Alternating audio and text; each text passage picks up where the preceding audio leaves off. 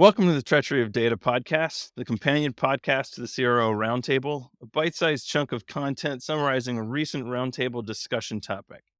Our topic for today is storytelling in experimentation, specifically as it relates to writing case studies. We want to get into who are they for, who typically writes them, what is a case study, what's the purpose of it, all those different kinds of things.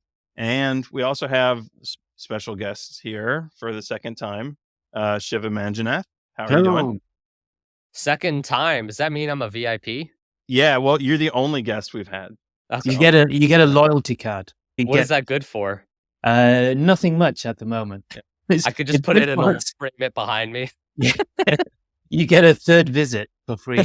I'll take you up on that for sure. So if we kind of look at a different definition of a case study, and I just got it from Wiki. So it's a detailed, in-depth analysis of a particular individual, group, or situation, or in order to gain a comprehensive understanding of a specific subject or specific data points. So, and in terms of A/B testing, case studies, we write case studies pretty much, or quite often actually, in terms of relating the test results that we've had and stuff like that. Yes, from my perspective, I kind of thought look at it from a storytelling perspective and truthfully, I'm a story nerd, by the way. So I've spent 15 years. You wrote copious amounts of notes on storytelling for this recording, and I had to really strip these back and kind of going, no, you're getting too carried away. So stop me if I'm getting too carried away, and stop me if I'm going too fast over this as well, because I've tried to condense my thoughts as much as possible, because in terms of storytelling, whenever you have any sort of information and then you want to present that information with a specific narrative goal in mind, that in itself is a story that you're telling. And the storytelling lens is quite a good way to analyze the stories and see what's working, what's not, and see how you might want to relate that information. So there's an important distinction here in case study versus just a report. Report is just presenting the data as is without any kind of interpretation or analysis or anything like that. It becomes a case study when you're applying interpretation to it. And that interpretation leads towards you're trying to convince someone to take an action or say this is what the data is telling us, right? This is the story that the data is providing. And so that's how we get into the storytelling component. Yeah, this is actually the interesting part of it. So one of my favorite books on storytelling is Dramatica Theory of Stories. And based on that, they have a genre grid. And just to take a slice of that genre grid, they have mode of expression, which is as relevant in this conversation, information as a mode of expression. And then you have what they term as classes, 4 classes, which kind of map to narrative goals. So one of the classes is situational. So these are, in terms of case studies, these are designed to impart knowledge about the state of things, very objective, very factual, just telling you the way things are. Another one is activity, which is the class name. But in terms of case studies, it's how-to guides. Writing a case study there would be to explain how something works, or how does the experimentation program work? How does this test work? And then the third is they call class of fixed attitude, which is case studies to inspire thought and motivate. So these are exploring opinions and context of opinions, and the whole goal is to motivate. And then the final one, which is the spicy one, which is class of manipulation, which is case studies with a specific emphasis of you want to persuade people to think in a certain way. You want to evoke certain emotions and stuff like that. And, this is where the propaganda piece came from when I was messaging you guys, because manipulation, if the propaganda is a big part of that, and it's not necessarily a bad thing, because when Steven Spielberg tugs at your heartstrings, that's emotional manipulation, and that's kind of propaganda as well. But yeah, it's all going back to what you said, Matt. It's all in the inherent degrees of persuasive tactics. Yeah, and why are you doing it, sort of thing. So if we had to go through a test and go through these different examples, so let's say we ran a test that modified the homepage in a significant way. It went from like a 4-panel carousel to a single panel carousel. If we were to go situational, it would just be a single panel carousel. Just a banner. I know, getting rid of the carousel. All right, fair enough. Yes, fair enough. Sorry, UI nerd here. I was definitely more technical in the description of that versus practical, but I guess maybe that's a good segue. So that's situational, right? Yeah. If in the situational aspect, I would say we did this and it lifted conversion rate by 10%, let's just say. Yeah. And then if we were go to class activity, we would say, we built this test with this design. Here's the code. Maybe here's a deep dive of the results, but it's more tactical in the test versus situational is probably more results based. Yeah. Right. Yeah. Then the fixed attitude would be more in the, this is why we did it. This is the research. And here's our basic interpretation of the test results. And here's our general next steps. Maybe something you're presenting to leadership. Yeah. And then the last bit, the spicy part, which is the manipulation, maybe you use that as an example to say, maybe that's a politic thing to say, like, whoever came up with this idea is an idiot. Or maybe you say, this is something that we need to do more site-wide. I'm the smart person, using that to say, I know what I'm doing. I don't know. But like, there's pieces of that that will lead towards more manipulation.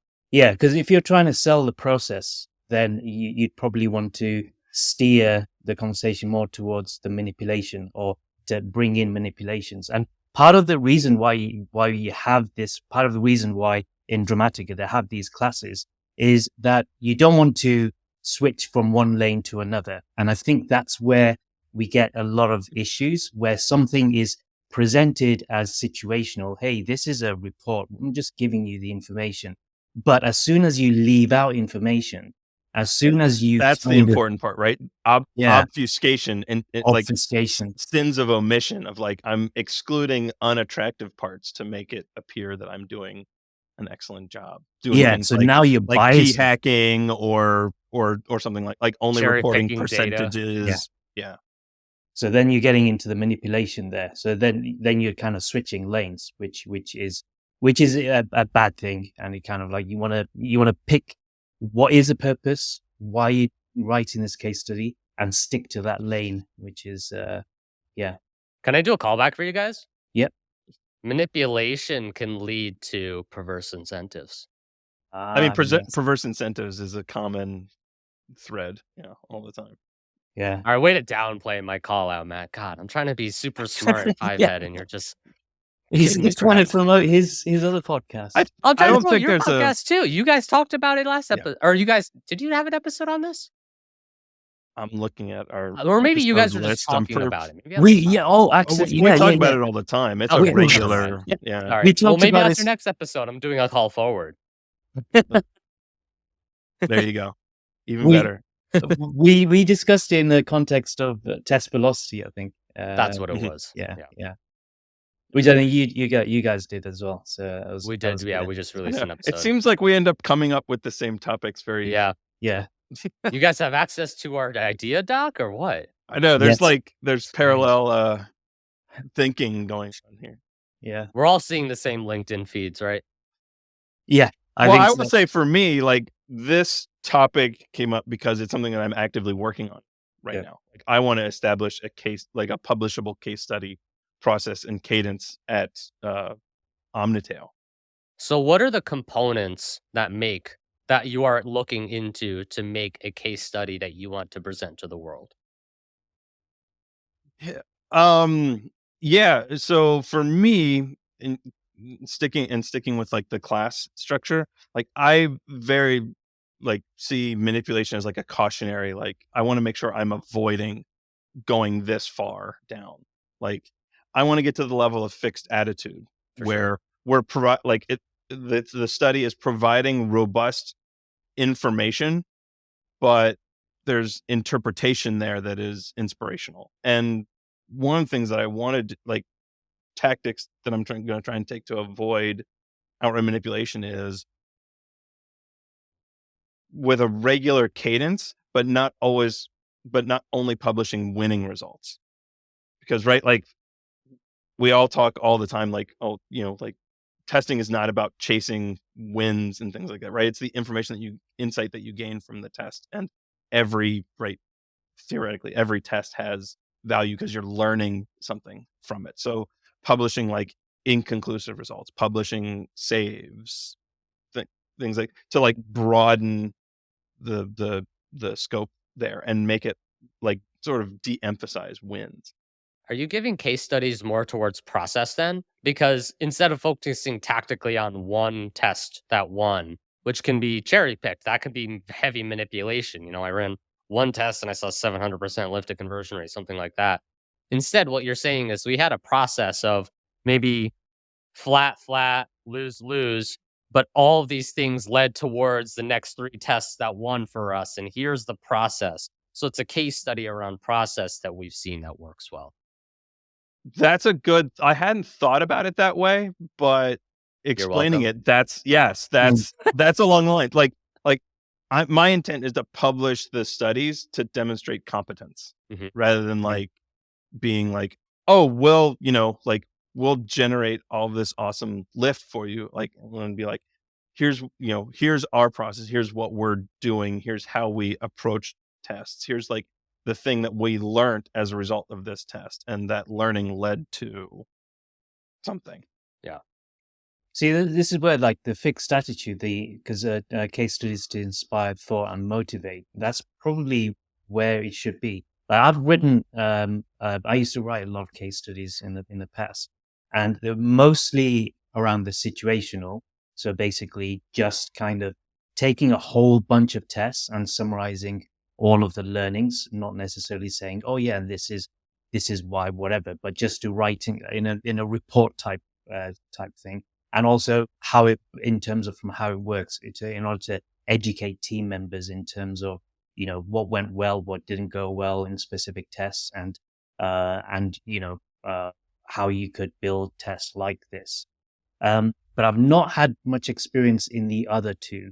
The motivation, the inspire thought and motivate, that seems like it's going to be quite tricky. And that seems like what your goal is, Matt. Is that? Yes. Yeah. Our first pass was trying to get the marketing team involved. So it can be like, I can provide them with like a test report. Because, we prepare reports as a standard part of our process. You wrap up a test, you write up a report for it, handing that report off to the marketing team. They have writers on staff. They're better at writing than I am. So they can like take that and use that to prepare the case study.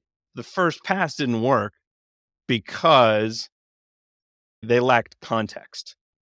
And so the writing that they provided was too broad in scope. It was like changes to the mobile navigation, optimize site performance. It was too broad, where this headline could apply to literally every test that we run on the mobile site. Like it needs to be much more specific and contextually relevant. Like it needs to focus on, this is what we found from this test result. And they weren't doing it like out of malice or intent or anything. I'm like working on that process. How can I sufficiently provide them the appropriate context to be able to write that? Because I want it to be like a scalable, sustainable process where I'm not the person writing the case studies all the time. It's an important conversation around know your audience, right? So while Matt, you and I can geek out very deeply on a specific test result and go real deep. And for me, if I was to look at a case study, I would want that data. I'd want a lot more data other than a simple surface level metric that's one that lacks entire context. So I applaud you, because if geek to geek, we're talking about this, I want that.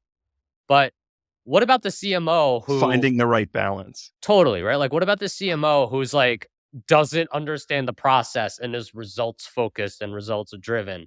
this is probably going to have their eyes roll back to the head to be like, this is way too much. This isn't like, why are you going so in depth to me? And I think that's true of case studies internally and externally. Like, if you try to present like the 15 metrics for test results and show like 20 heat maps, while heat maps might be interesting, if you're like spending an hour on one test result to a CMO, that's probably a waste of their time. They just need to know what won and what to do next. Yeah. And the ability to like summarize that's a skill. Sure. That's that's not like a process thing. That's like a learned thing of like knowing what to include versus what to omit.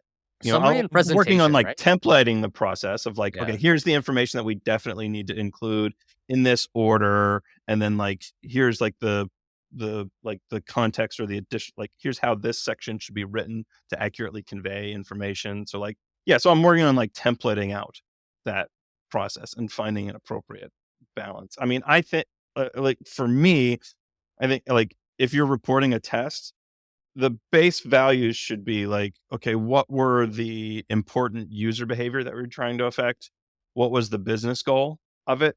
And then the numbers at the very least behind those two goals, meaning like, uh, number of users in each variant, what was the improvement rate, what was the level of significance, and then what was the actual number of conversions as well. Because one of the really easy tricks that we see in like people reporting case studies, especially marketing manipulation based ones, are only reporting on percentage lifts, where it's like, we ran this test and it showed a 55% improvement on order conversions or lead gen signups or whatever. But then you're like, well, that sounds really good. Like, and you go and ask the person for the like additional data, and if they're willing to provide it, you like dig into it and you find it was like, oh, we increased lead gen from like 10 to 15. Like, okay, technically that's a 50% improvement, but like that site gets 2,000 leads a day. So like generating 5 more leads over a 1 month period is a drop in the bucket versus like being actually useful. That's a different thing to the actual case study. Like the case study is putting it all together. The data point, the information that you're going to present in the case study, that is a different different topic almost. I think maybe. I don't know what you guys think, but what do you mean? Like the case study is like, say, taking that example where you're saying, oh yeah, it was based on 5 versus 3, it wasn't significant. So the fact that it wasn't statistically significant, that is a base level hygiene factor before it even gets included in something like a case study. That's not information that should even be in your case study document list of stuff I should mention in the case study. So it feels like there's certain stuff there's hygiene, and there's certain stuff which is, okay, I know now what I want to put in as a case study, and now let's write the case study. This is an interesting point. So I wrote about this a while ago, like complaining about case studies that just lack context. And a couple people pushed back on me saying, why are you the person not giving the benefit of the doubt on that statistical principles are being followed? Right? Like at the end of the day, if someone is presenting something, why is the first thing you say, well, is this statistically significant? And you could kind of be the like not nice person doing that. So that's a very valid point. The flip side is I've seen so many case studies that don't have that hygiene that I am forever tarred by saying, you need to prove it to me first, because most people or most studies I've seen through my experience don't have it. So I'm not in the wrong for asking for some type of basic hygiene in this context, because I've been fooled. And let's say, fool me once, shame on you, fool me twice, shame on me. I've been fooled like 4 times, and I'm like, never fool again. Give me context, give me data. Well, that's why I'm talking about like that information should be included 100%. in the case study. And 100%. if it's lacking, that's like your trigger for suspicion. It's like, yeah, I'm not like, yeah. But maybe it should be something to say why something was included in the report, what was omitted from the report, why it was omitted from the report. If they address it in some way, like If they say it was statistically significant, maybe they can't show all of the data. Maybe there's an NDA. At least if they say we follow these principles and this Yeah. is a p-value, like if they allow for exploration of that data, or at least have taken a step to try and address potential, like, hey, I'm going to push back on this. I think that's a good step, and maybe that's a fair compromise. Or like if you're under an NDA and you still want to prove your work, like you can, I mean, don't show the exact numbers, but you could like manipulate, like multiply by a factor of 10 or slightly randomize it so that it's still contextually accurate. You know, there are, I think, ways to go about that. Like it's the trust factor of like, can I believe the information that I am reading? And there's certain Here? people that will read, like, Matt, if you publish a case study, I know for a fact that I could trust you because you and I have had several conversations. I know you're smart. Iqbal, same thing.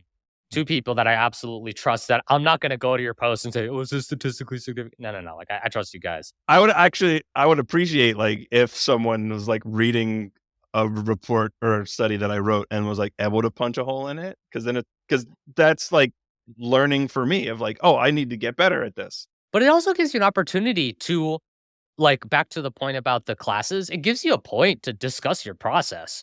Mm. It offers the opportunity to quell their fears. Like, I've been in a couple sales calls, and when someone asks a hard question of like, well, how did you figure this out? Why did you do this way? Same thing with interviews. It gives me an opportunity to address and fight back and flex my muscles to say, I know what I'm talking about here. I'd much rather welcome that than someone who's just a skeptic and is like, I don't believe this. This is BS. I'm just gonna move on. Well, and to Iqbal's point, like talking about audience as well. Like if you're writing a case study and your intended audience is like other experimentation practitioners, Yeah, you better have all of your T's crossed and your I's dotted 100%. because Yeah. that audience is inherently skeptical because that's the nature of the work. 100%. That's why a lot of people, I think, in experimentation don't like posting on LinkedIn because they're like, oh my God, if I post one thing and like one thing is slightly off, I'm going to get reamed in the comments. Yeah.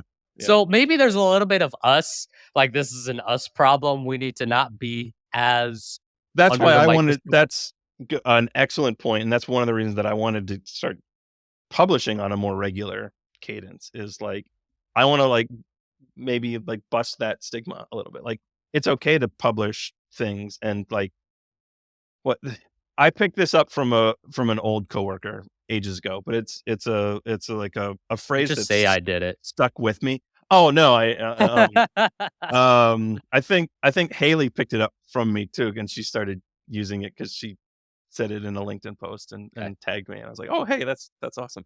But the phrase is strong opinions held weekly, and not weekly as in terms of like week to week, weekly as in like Yes. you're not No. like entrenched in your opinion. Like you should have a strong like you should be opinionated about things, but you should also be very willing to be wrong about those opinions. Like it's okay to be wrong about something because being wrong, like you're learning Or from willing that. to be proved wrong.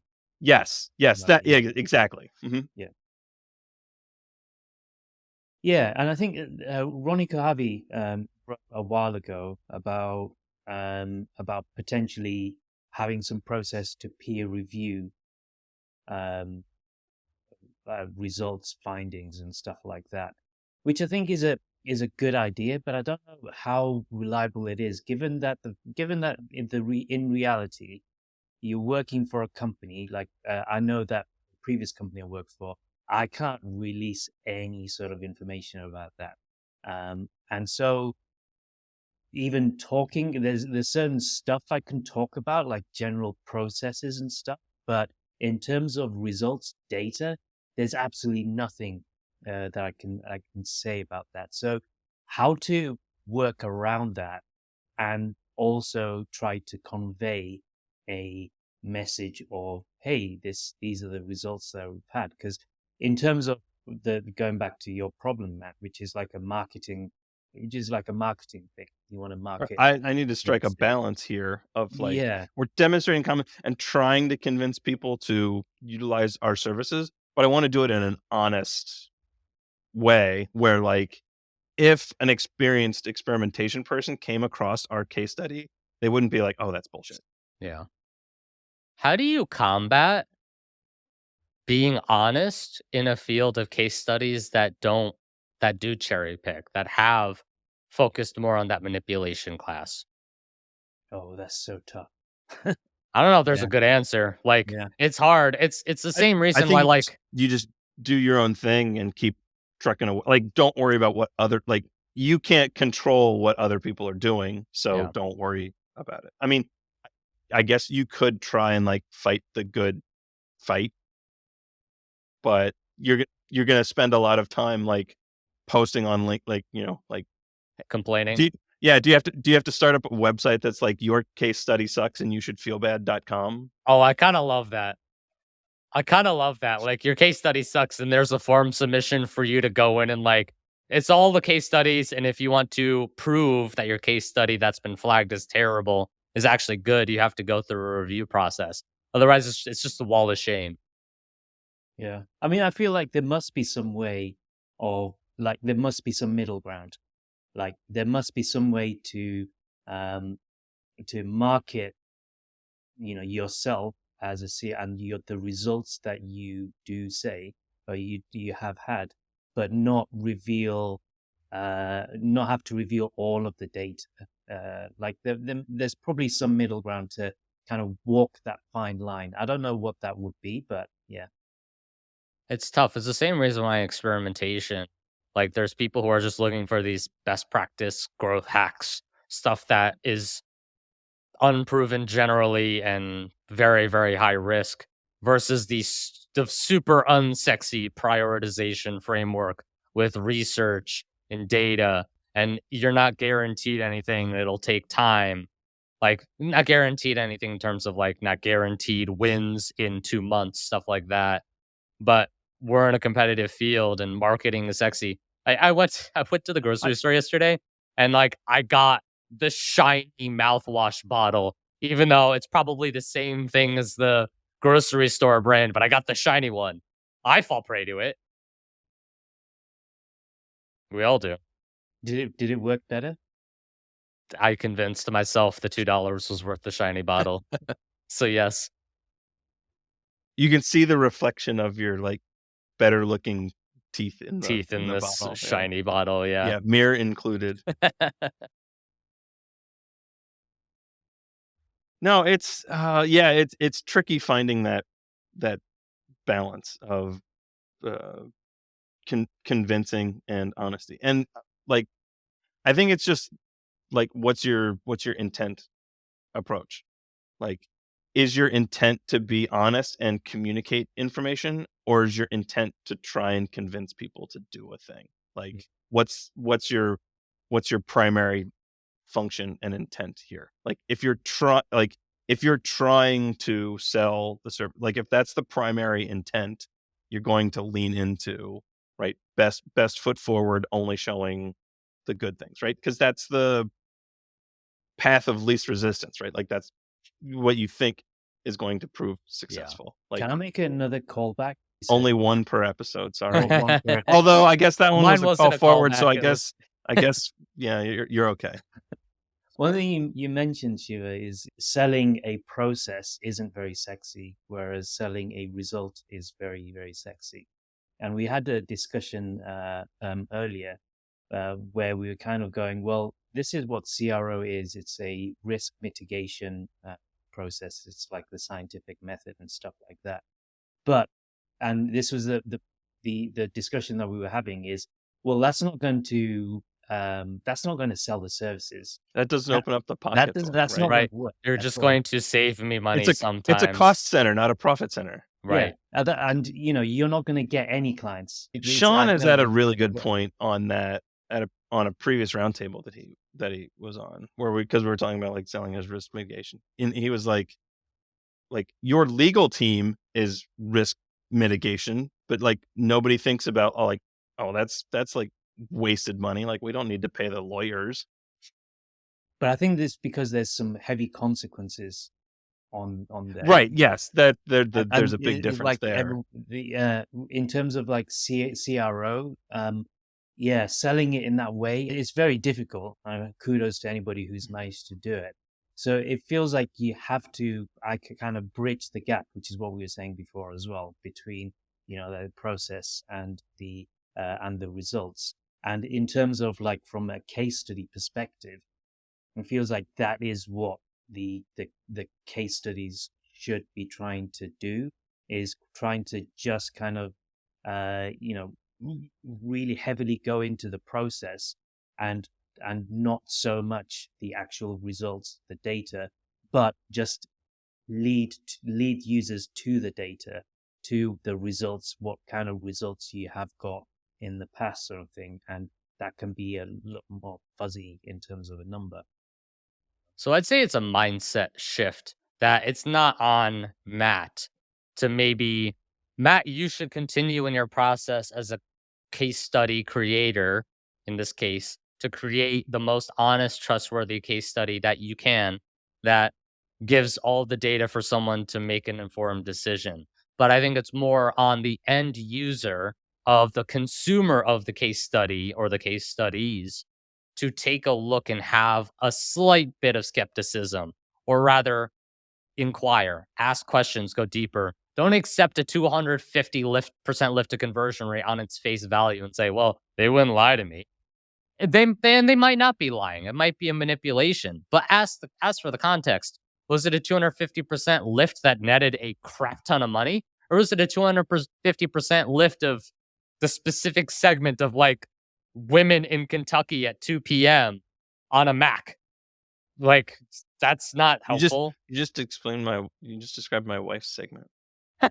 Did I really? I mean, it was pretty close, but yes. Yeah, I mean, I think it's on the end consumer. We should keep on creating the badass case studies that we are, enable transparency as much as we can, but simplify the storytelling so that it fits specific audiences that we're trying to cater towards. And then I think a healthy dose of skepticism for anything that you read. Everyone should be more CRO and be more skeptical, especially with ChatGPT coming out and less humans, more Oh bots yeah, doing stuff. yeah. That's a whole other can of Yeah. worms. Yeah, yeah. Like not being able to trust content that you're reading Half the at shit I all. read on LinkedIn now is just a bot replying to other bots. Yeah. It's How wild. many case studies are written by ChatGPT? Matt, maybe there's your answer. Oh, my marketing team would pitchforks. They If don't, if what I they don't suggested know that. won't hurt them. If they're not skeptical, like we are telling other people to be skeptical, maybe it's not a big deal. I don't know. It's like I'm so super hesitant to start using like chat automation So wait, here's a good A/B in test. things. So Yeah. Matt, you present two case studies. One's a Matt Bieshel case study. The other one is a ChatGPT case study, and then you see which one the marketing team picks. And don't tell them which one's which. I don't tell them. Just say I wrote up two drafts. What do you think? Yeah. And then you present the results on the next episode. I will say, so and we don't normally talk about like test results and stuff on here. Well, this but is an I internal. It's not a am- test result. It's you testing your marketing team. No, but I am running a test for a client where we're doing a total product page content rewrite, and it's like their existing content that was written by a person versus that same content put through ChatGPT and rewritten. And a bot will tell you whether it won or lost, right? I mean, I'll make the interpretation myself, but At the end of the day, it's going to be bots reading the test results. yeah, that's a whole other topic, like automating test analysis of like, oh, if it hits some magic predefined numbers, the test turns itself off. Like, Yeah, I didn't mean to derail into AI, but I just think it's a whole funny thing around this. that's a constant topic. I don't think a roundtable's gone by probably almost the entire year where we haven't talked about AI in some capacity. Yeah. I mean, you're doing some cool stuff right now with what, Midjourney? Oh yeah. Shiva, I've been doing some. I've redone all of my comic book covers for there's a new book that I'm releasing, or a new series, 13 issues, and the covers were pretty shit to start with, but I couldn't afford to, because they don't make money. Couldn't afford to pay like a really top artist to do these covers. So I got all of the imagery and the images that the artist had created already, all of the ideas and stuff like that, and then just like throwing them into Midjourney, throwing up prompts, ideas, and just going through refining, and it's come up with some pretty decent results actually. Like Okay. it's definitely better than the covers that I had before. It is freaking amazing what you can do. And also Adobe's new Firefly Gingerbread. We're going wildly off topic, but the Adobe Firefly Gingerbread seems like it's going to be a game changer because because that precision will be there, because you can highlight certain areas and say, I can highlight the top of your head and say, give Shiva a hat, and Yeah. then you would, based on that image, come up with all different hats blended perfectly. And then you pick one, and then you can just like go through, give him some glasses, blah, blah, blah, all this kind of stuff. And I've been seeing then, some of those ads. I will say Adobe Firefly Gingerbread sounds like a bot made up the name for that product. Yeah, that's the worst program I name I've Just ever makes like heard. those two things are so unrelated. I yeah, have no idea what they were going for with that. I think they just basically have like a bucket full of different words, and they just kind of go, we got a new release. What are we gonna call It's it? like the episode of South Park with the manatees that write the Family Guy episodes. Family Guy episodes. Oh god, I was a little triggered as someone who likes Family Guy. I was like, "Oh god, that doesn't feel wrong." Like the episodes sometimes do feel like that. Awesome. Pulling it I back was to gonna case say, studies. any final thoughts on case studies? I would say like my takeaway from this conversation is that if you are a person writing case studies, i.e. Matt, doing a fantastic job of thinking about ways to quell instill more trust in users who will come to the case study and say, what about this? What about this? What about this? You're trying to anticipate those questions and build trust, have as much transparency as you can, and offer an opportunity for people to basically just believe what you're saying rather than have the metaphorical shiny mouthwash bottle case study that shows one metric, one done well and has no other data. I think on the case study side, I'd love to see more people doing those types of case studies just like you're doing. On the consumer of case study side, I'd love to see more people ask more questions and probe a little bit deeper. If you see a case study that is like I don't know what the rule is, but I if mean, it that's the archetypical, right? Like TLDR, only read the headline. yeah. Well, I don't know what the rule is for someone like if you see what's the rule? Is it 40% will trigger your alarm bells, lift of 40%, a lift of 60%, a lift of 20%? Whatever your threshold is, I think it's better to just have a slight bit of skepticism while not being rude about it. It's okay to ask questions and probe a little bit deeper and be open to the fact that some of these case studies might be too good to be true. And some might not be, but it's okay to ask questions, I think. I think from going back to this stories thing, I think knowing what your end goal is, what type of case study you're writing, you might not even need to present the data, and there might be an alternative way of communicating what you need to communicate. Because if you communicate with some data, like cherry pick data, then you're just going to send off alarm signals. So yeah, just thinking about like what is my goal with this, and then there's a particular story structure, whatever, to apply to that to then get to communicate that goal. Yeah, and carry out that goal. Very good. Well, to wrap it up, Shiva, you have anything you want to plug? So Tracy and I have started a competitor podcast. Not really. We're all in the same vein. We love you guys. I think we have a good rapport, even though you guys steal all of our topic ideas. But if you guys are interested in similar types of conversations with different viewpoints, that I feel like we're a little bit more raw and unfiltered, and we swear a lot. We have a little bit more of a looser tone, and we banter a lot. But anyway, that's a podcast for me to be. So if you guys are interested, feel free to check that out with Tracy and I. Where can you find podcast as well? You could find it on all platforms, and feel free to drop a like and subscribe. And I don't know what are the other social things that you say. Figure like, out comment, subscribe, like, comment, subscribe. There's other things, aren't there? Like ring that bell. Ring that bell. That's the one. Ring That's that what I was bell, thinking of. Yeah. Yeah. Be sure to hit that notification bell. I don't think there's a notification bell for. Actually, there is for podcast. Whatever. You guys know. If you guys, yeah. We are. You're I mean, good we at only it, we yeah. only throw ours up on YouTube, so I don't even know if it's like really a true. But whatever, it's all. It's just good content. At the end of the day, it's just good content. Yeah. All right, good deal.